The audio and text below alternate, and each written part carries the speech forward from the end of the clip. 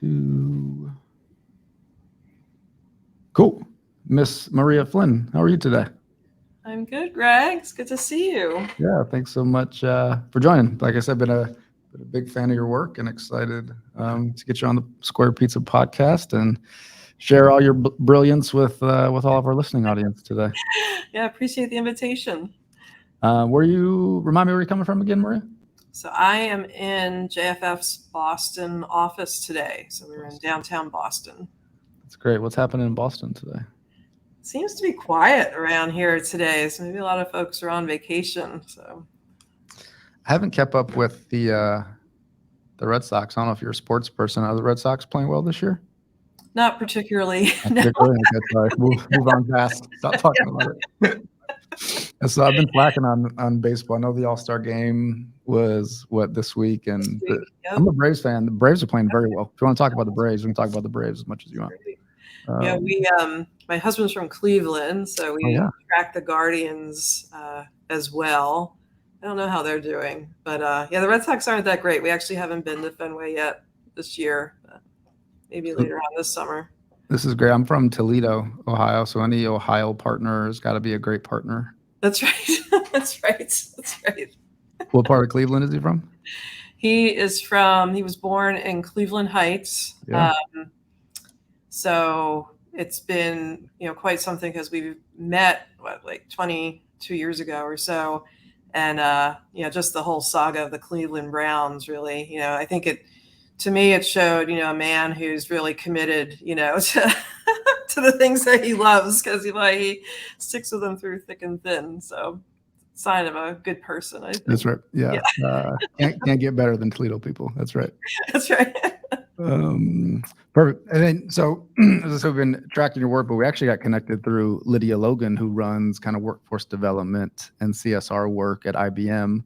She was on the podcast episode 73 a few months ago. But yeah, curious how you and Lydia know each other. Yeah, so Lydia's terrific. So we know each other, really currently because we at JFF, we partner really closely with IBM, Lydia and her team on a few initiatives, both around helping them scale their skills build initiative, and then also helping them kind of with the next phase of PTech, which was their kind of high school reform focused effort. But Lydia and I have both been in the workforce space for most of our careers, and I think we have a shared passion and desire to see just more innovation and more reform in this space. I feel we're kindred spirits in that regard. That's cool. Yeah, she was awesome to have on, and in her interview talked a lot about kind of the credentialing piece that IBM was kind of pushing. That was really exciting at the time. So glad to hear it's still kind of moving forward. Yeah, we're doing a lot of great things with apprenticeship and skills-based hiring, and kind of both within the company and then kind of in the broader field as well. Yeah, so great. And I think I saw with a little internet research, you're from New Jersey. Is that correct? I am from New Jersey. Yes. So I'm heading back actually to Ohio, but to Columbus, not Cleveland, going to Columbus to see Springsteen in September. Oh, that's awesome. So I have to ask, being from New Jersey, if you're a Springsteen fan or not. I'm a huge Bruce Springsteen fan. I saw him in March when he was playing at the Garden here in Boston, and we have tickets to see him at Gillette in August, probably right before he's going to Columbus. Yeah. So seen him twice on this tour. Twice already? Oh, man. All right, good. I first saw him, my parents took me when I was about 13 or 14 to see the Born in the USA tour at the Meadowlands, and that was the moment that I got hooked. So ever since then, I've seen him quite a few times. I've only seen him 3 times, but once was in his very last show at the Meadowlands, like in 2008 or 9, before they tore it down. And that was quite a show. Amazing, yeah. But I was in Columbus in March to see him, and I landed, and then 2 hours later is when somebody got COVID and canceled it. I feel like the world stopped. I've never been to a concert that had been canceled before. Right. But there's worse things in the world, so I'm crossing my fingers it works out in September. That's awesome. Yes, I haven't lived in New Jersey in a long time, but I still consider myself from New Jersey, and I still consider that home. That's cool. That's good to know. And yeah, we going to dive into the work in a minute, but I always want to start with a little bit of positivity. Curious, Maria, what's the best? I mean, maybe it was Bruce, so maybe we already answered this question, but what's the best thing that's happened to you in 2023? Yeah, it's a good question. So I'd say it was in March, so a couple of weeks before I saw Bruce Springsteen.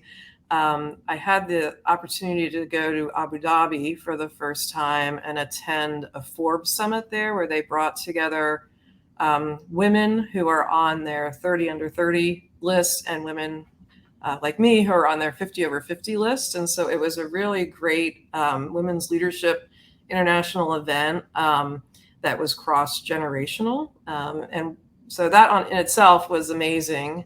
But I was able to bring my daughter, my oldest daughter, with me, who was 18 at the time. And so she got to experience that alongside of me. And it was amazing, both being there from my own leadership perspective, but then also seeing it through the eyes of a Gen Z, college student, emerging leader, and her take on it as well. So that was something I'm really glad we did, and was pretty remarkable. That's cool. Any maybe one shining moment that sticks out you feel comfortable sharing about the trip?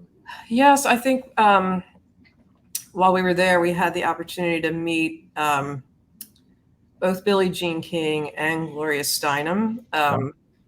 And I was just struck at how, they are just the real deal, right? And I felt that, sometimes when you're talking to a celebrity, you can tell they're just like, like not even engaging, or, like just looking on to the next thing. But I felt, particularly for the two of them, just how deeply committed they are to, issues of equity, but then just how interested they were, like, in our stories and, the work of JFF. And so that was really meaningful, like just to kind of see that level of commitment and genuine leadership was something that I'll remember.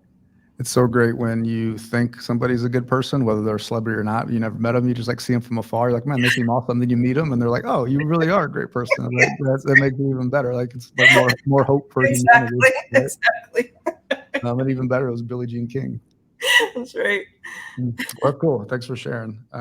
So as we get more into like jobs for the future, right? Like one fun title, incredible organization, very large. You all got a lot going on, so I'm not going to try to give the audience my interpretation of what you guys do, but would love to kind of pass it to you, Maria, and give us the 60 or 90-second overview of Jobs for the Future.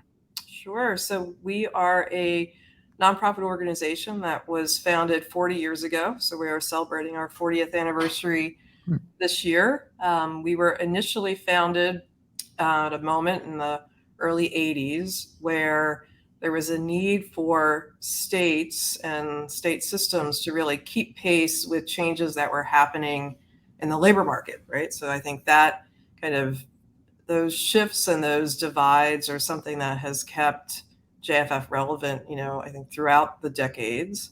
Our mission is to drive equitable economic advancement for all by driving innovation and reform in our nation's education and workforce systems. So meaning community colleges, workforce boards, community-based organizations, federal and state government, and so on.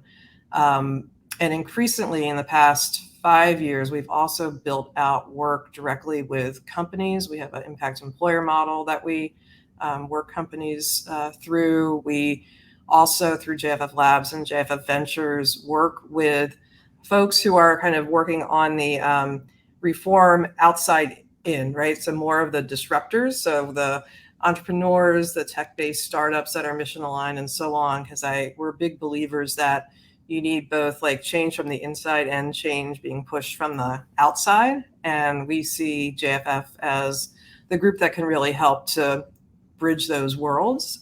And just in the past month or so, we have rolled out a new North Star for the organization, which is that in 10 years, we hope to see 75 million Americans who face systemic barriers to advancement working in quality jobs. So that is our, kind of the galvanizing call we've put out to the field. It's one, obviously, that JFF isn't going to be able to achieve on its own, but we hope that it is a goal that we can start to really just galvanize partnerships and collaborations around this work. And so for JFF, I think it was as an organization that really cuts across education and workforce. So kind of roughly like high school age learners up through adult older workers, like saying that, the impact that we want to see from all of this work at the end of the day is more quality jobs and taking,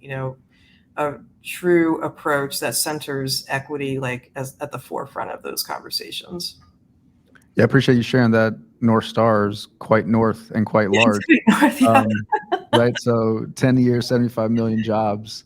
Yeah. How does one even get their head around that or begin to make a dent towards 75 million jobs? Yeah. So we did a lot of analysis of, kind of the current state of the labor market in the U.S. How we came up with that number is we identified 4 basic, pretty big categories of workers. So almost all people of color falls into our definition, almost all women, anyone who does not have a 4-year degree, and anyone who has a criminal record. And if you look at those workers now, there's about 38 million who work in what we would call a quality job. And so our goal is basically to double that number.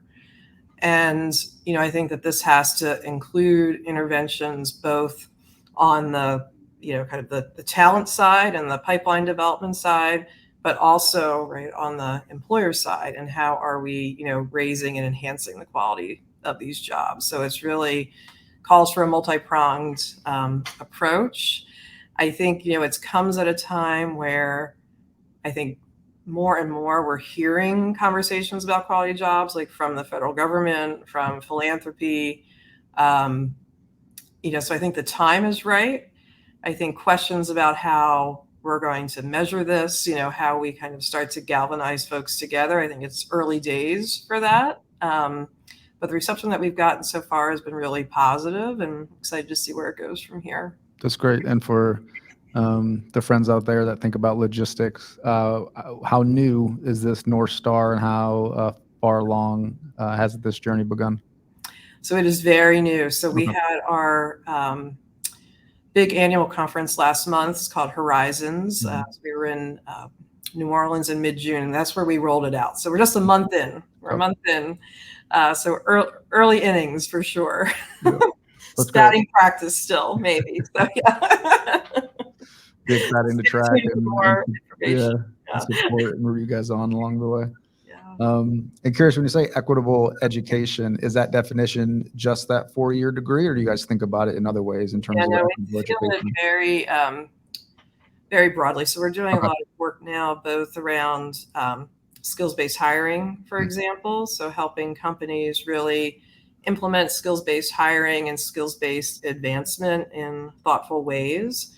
And then we're also doing a lot of work with partners like American Student Assistance and others about really mapping out, multiple pathways to advancement. So always, recognizing the importance of a degree, but also helping to shift the broader narrative and understanding around what are the pathways that are available that don't include 4-year degrees. So whether that be apprenticeships, whether it be different types of industry certifications, but really starting to help the field have a deeper understanding about what that entails. And I think most importantly, how you start to get that information in the hands of learners and their families. That's great. And I think, picking up from the learners, and you said kind of a lot of your guys' work starts in the high school-ish range and then goes on. I was many moons ago a high school teacher, and when I thought about workforce development outside the classroom before I got into it, felt kind of like this amorphous kind of thing that was out there that was a bit different. As our company has grown, we've done more work in this development space, and I've been positively optimistic about the opportunities where education systems and workforce development systems can come together and don't need to be so isolated, which I think in a lot of markets that we work in, we see the isolation of those two markets or sectors, if you will. And I think part of what you guys do is bring them together, conjoining them, and then supporting the programs that cut across those. So one, I think, tell me if I'm wrong, but then two, tell us about like the opportunities you all see connecting and aligning education systems and workforce development systems. Yeah, I think you're absolutely right. I think that the fields of education and workforce have really started to coalesce and almost merge together in ways that 10, 15 years ago, I don't think we would have seen coming. So I think it's a good thing for the record. Like, I think that it's, to me, like we should be thinking about these issues in like very coherent and strategic ways in general, like including at the federal policy level, which to me doesn't really happen right now. So I think that finding ways to make these connections happen, like within a community, at the state policy level, are really key. And so some of the things that we work on are, how can you establish more work-based learning opportunities for young people in high school? Like, how do you scale that work? To what extent are there opportunities to do that through like technology-enabled platforms and solutions? How can you look at, jobs that young people have, kind of outside of the school environment, and how do you help them, kind of get the recognition and so forth, like for those experiences as well? And how do you help to kind of like build that into their portfolio? And then I think just the whole idea of pathways for advancement, right, between what happens in high school, what happens like within a community colleges or other types of learning environments, how you make those connections to employers. And then I think importantly, how can you build a real comprehensive feedback loop between the employer and the educational providers? Because I think a lot of times that still doesn't happen. So how do the schools or the providers know that they're, equipping the students with the skills that employers are looking for? So I think there's been great progress in that direction, but I still think that there's work to be done to make it a more agile and efficient system. And, and I think the big question continues to be, how do you do that at scale? So my hope is a lot of the federal money that's running out of the Department of Commerce right now, the Build Back Better Regional Challenge or the Quality Jobs Challenge, is providing, funding to a lot of communities to start looking at these pathways in different ways. Yeah. When I hear you say that, Maria, I think about both like the data and the incentives within the systems, right? Like the data of kids or students graduating from a large school district, and the school district so focused on preparing them, getting them to graduate, and then getting them, out, successfully out. But then tracking or having the incentive to track the data about what happens once they kind of get outside their four walls of their district. Some could argue is mission creep. Some could argue would be good, but I think the incentive and just like the capital it would take to create that data flow, I'm not sure something that's kind of been figured out yet across the country. No, I would agree. I think there's been initiatives that have tried to make progress there, but I think it's still very daunting. One of my best friends has been a guidance counselor in the New York City public schools her whole career, and they still like the lack of ability that they have to really know what happens to these students is extremely limited. So I think it's how you kind of start to break down these like systemic barriers. It's like things like that, like data aligned incentives, how the money flows and who kind of governs the flow of money, like all of these very tangible and specific things that make so much difference and can create so many barriers. So I think there's still a lot of work that can be done and ways for us to reimagine what these systems look like and how can we rebuild the systems in ways that put learners and workers more at the center of those systems. Yeah, to build off that example, I don't want to put any school districts on the spot here, right? But the if and when 1, 2, 3, 5 school districts kind of step up to do it, they're going to be a bit vulnerable because they're going to be exposing themselves to data that nobody's really ever tracked before, right? But I think hopefully it takes some of that innovative leadership of a leader or school board of a district to agree to do that and open it up in a way that long term will hopefully be good for the kids in their community and those across the country as well. Yeah, I would agree. And I think that ideally there would be a way to pilot or demo some of this that can show like the ROI on the back end, right? Mm. So if you have the data systems that connect and provide the information that, that we're looking for, if you could show over time that is like generating a more productive workforce, or that it's helping to grow, the like earning power of that community or something like, but I think you could do really interesting things over the course of a couple of years if you had the right connection points. Sounds like you just added a new project for somebody on your team to tackle. So, not only do you and the team do so much incredible work in this education and workforce space, but you yourself, put out a lot of thought pieces. And I think one that recently came across from Forbes was, in the title being, to support women in the workforce, stop focusing on women. So certainly an attention grabbing headline, but of course the content is really strong, and we'll link it in the head notes or in the footnotes for our friends.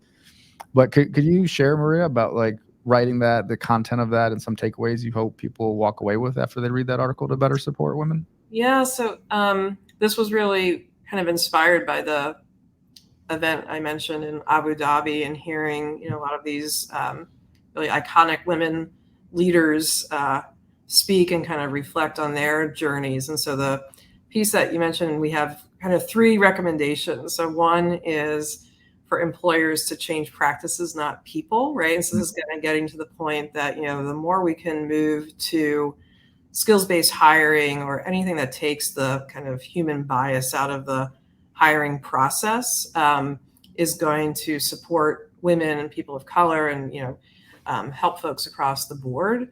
And I think counter to right now, where I know I was told this earlier in my career, like someone says, like, you need to be more like me. And I remember when someone said that to me, it was like, no thanks. Like, Pass, hard right? pass. Yeah.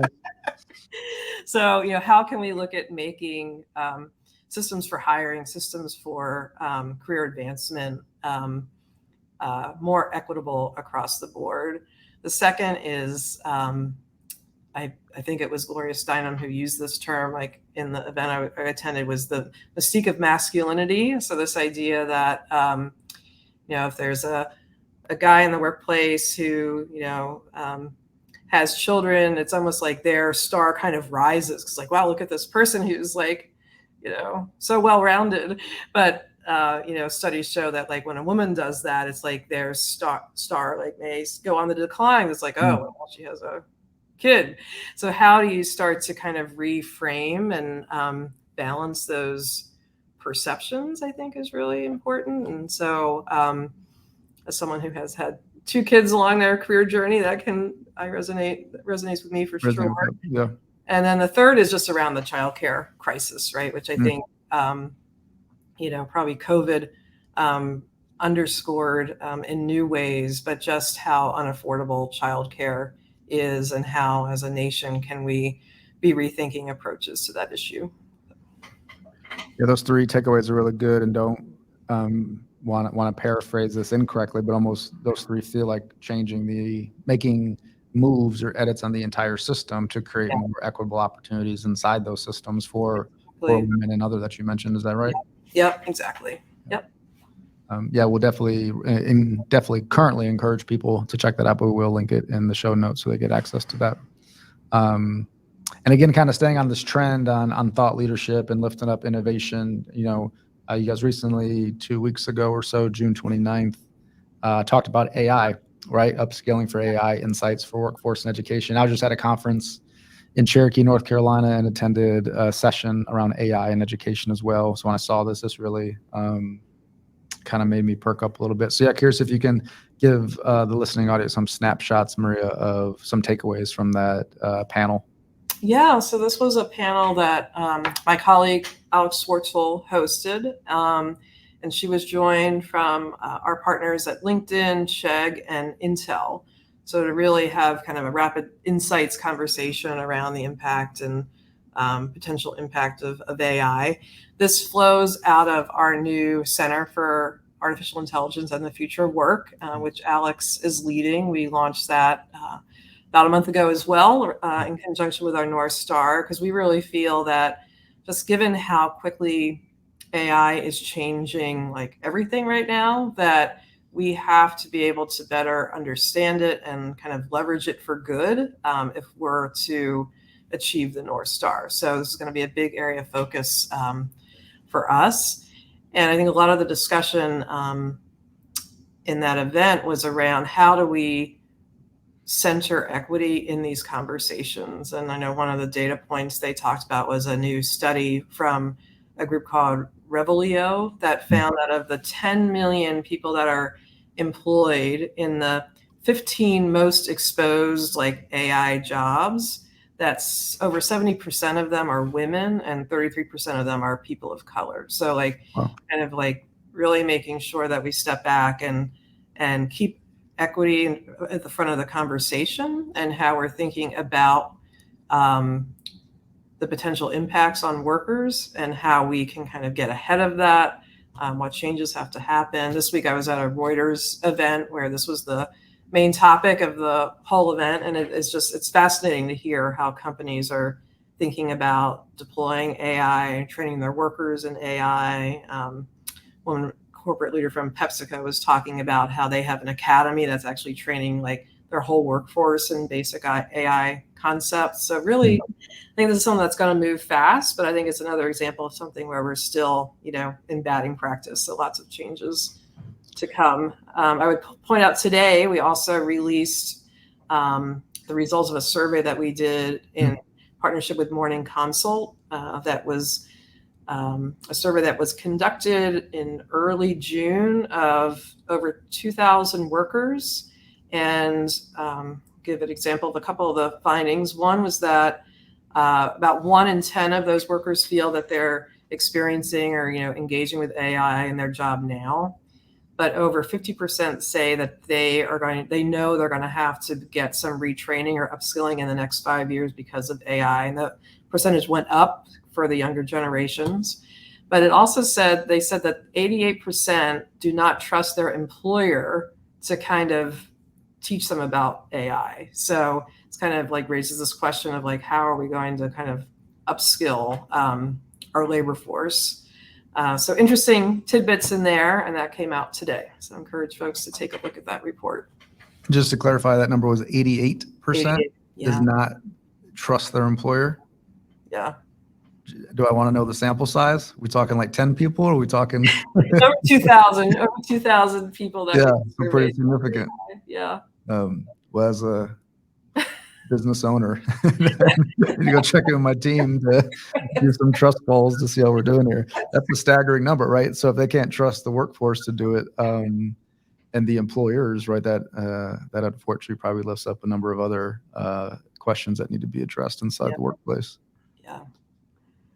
Yeah, when you speak about AI too, it's got to be connected, of course, to the North Star you mentioned earlier. So, and won't ask you to put a number of those 75 million, but got to imagine it's going to be more than maybe what we all thought it was 2 years ago in terms of employment in the AI space and how that's going to affect high quality jobs for everybody. So I tend to be a pretty optimistic person. So I'm at this point still optimistic that there's a great potential for creation of quality jobs, and some of the numbers that were being like kicked around at this Reuters event were pretty high, right? So again, like early days, but I think this is where we have an opportunity to think about like how do we create transparent and equitable pipelines into those opportunities? How do we kind of start the awareness and the training like back, into the high schools and maybe even earlier? So how are we getting the field kind of ready for this opportunity? It's a big question.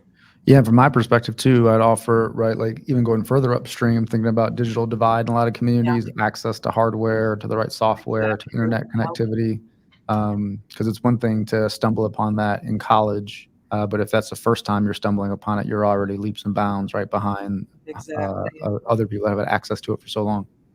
Yep, totally agree. So that's where I think kind kind of keeping those reminders like front and center of the conversation or what's going to be important. Otherwise, I think we run the risk of this quickly becoming like yet another like haves and haves not like situation. Okay, Maria, gonna get you out of here on a few hopefully fun and semi-quick rapid fire questions if you're up for it. Sure. They're easy, I promise. What's one piece of practical advice you'd offer to a leader that's hoping to grow their nonprofit in the workforce development or education space? I would say don't be afraid to be bold and to take big swings. I think too much work in the workforce development space, back to our baseball analogy, is too much small ball, right? So I think you need to like Great, yeah. swing through the fences. Doing a great job interweaving it the entire time. This is great. Let's see if I can drop something. What's one thing our listening audience can do to support you in the work of Jobs for the Future? Yeah, I would say just check out our information. Our website has a lot of great resources, guides and toolkits that can be implemented. And then folks who are also so inclined or for the funding community, also you can fund us, which is also important. Yes. Talk about big swings. That's right. That's right. Shoot your shot. What musical artist are you listening to right now? Oh, right now. So I have two daughters who are 10 and 19. They are actively trying to turn me into a Swiftie. So that's ongoing this summer. But me personally, I like a lot of like the singer-songwriter like folks across the generation. So everything back to like, Jackson Brown to like current day, like I love Dawes and that whole genre. So, but diverse. Really, yeah, pretty diverse. What is your current kind of journey of becoming a Swiftie? Like, where are you on the scale of? So I would say I'm still a newbie. So my daughter and her friend are putting us a tailor-made Taylor Swift playlist together for me of Taylor Swift songs they think I'm particularly going to appreciate. So we'll see. And are you going to a show with them, or have you had a chance to? I have not. So I think that's probably on the list. So you learn a lot about people in your friend groups when Taylor Swift and Beyonce go on tour. Some true colors really comes out, and priorities around their budgets come out pretty quickly too. That's right. Yes, we have our Springsteen tickets, and we have tickets to the Billy Joel Stevie Nicks joint concert. Oh, too. That's in September, I think. So those are our next two shows. Seen Billy a few times. He also puts on a good show. Yeah, pretty good. Yep. Okay, we talk about music and baseball forever, but last question, what does Square Pizza remind you of? Well, I have to admit, like being from New Jersey, it reminds me of a pizza that like we probably wouldn't eat in New Jersey, right? So that's what it makes me think of, like round New Jersey pizza. Did they serve Square Pizza in high school in New Jersey?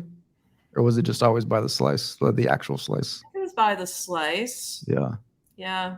I remember growing up eating those like frozen like Elios, which are more rectangular. Yeah. I'd say. Yeah. Yeah, we get some pushback that it's actually rectangle, but we don't acknowledge people that push back. We just want everybody to call it Square Pizza. Joking, of course. Like, isn't Detroit style pizza square? I think technically square. I think, like I said, I went to public school, so I'm not very smart, respectfully. But in our high school, we just always called it Square Pizza, even though it probably was a rectangle. And it certainly looks more like a rectangle, but for whatever reason, it was always branded as Square Pizza. Interesting. Okay. There we go. Maria Flynn, thanks so much for joining the Square Pizza podcast. Love the work you guys are doing. We're rooting you on from afar and hope to connect again soon. All right. Thanks for having me, Greg. Good to see you.